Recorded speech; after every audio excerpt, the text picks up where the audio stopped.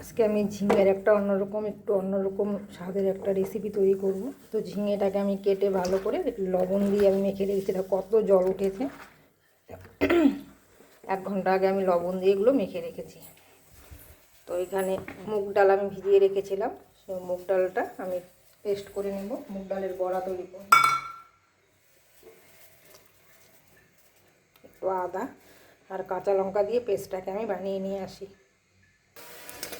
এখন মুগ ডালের বড়াগুলো একদম লাল লাল করে সব ভাজা হয়ে গেছে। এখন আমি বড়াগুলো তুলে নেব।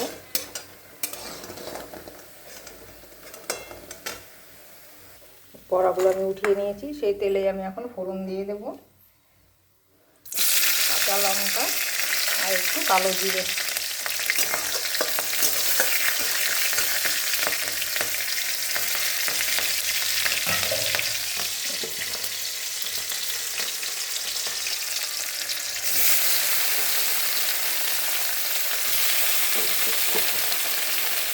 লবণ দিয়ে ভিজিয়ে রাখলে কিন্তু পুরো জলটা কিন্তু ছেড়ে দেয়, তো হতে কিছু টাইম লাগে না, নাহলে অত জল ওঠে।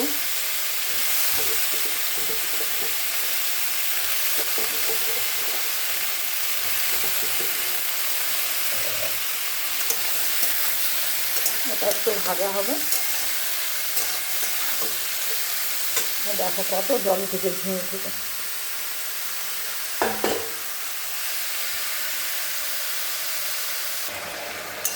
ঝিঙেটা দেখো লবণ, হালকা লবণ দিয়েছি, লবণ একদম কতটুকু হয়ে গেল।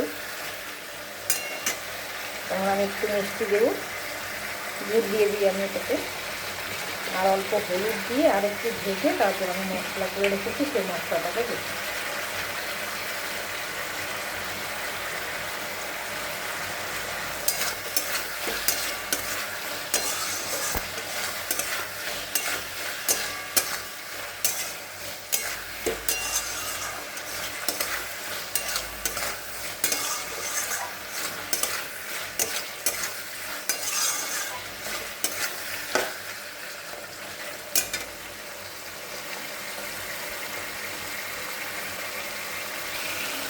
ঝিঙেটা কিন্তু ভাজা হয়ে গেছে। ওই ঝিঙেটা বেশি ভাজা বোঝা যায় না, এটা একদম নরম হয়ে অল্প হয়ে গেছে। এটা কিন্তু ভাজা প্রায় হয়ে গেছে। এখন আমি মশলাটা দিয়ে দিই।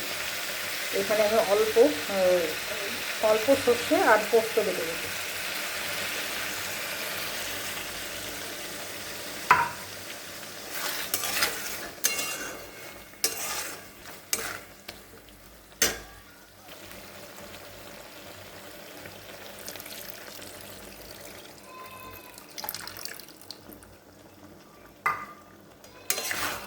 সর্ষেটা কিন্তু একদমই কম, আর পোস্তের ভাগটা একটু বেশি।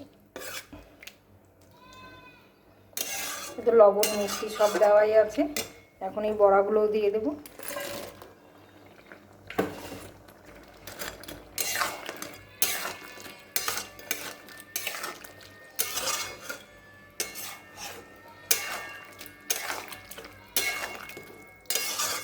এখন একটু ঢেকে দিব, বড়াগুলো নরম হবে। ঝিঙে তো সেদ্ধ হয়ে গেছে।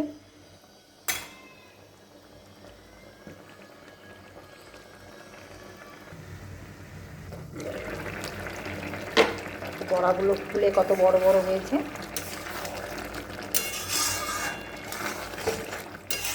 এটা প্রায় হয়ে গেছে,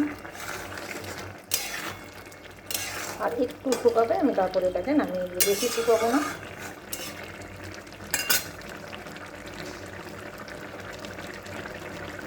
এখন নামানোর আগে আমি এখানে 1 চামচের মতো একটু নারকেল কোড়া দিয়ে দেবো।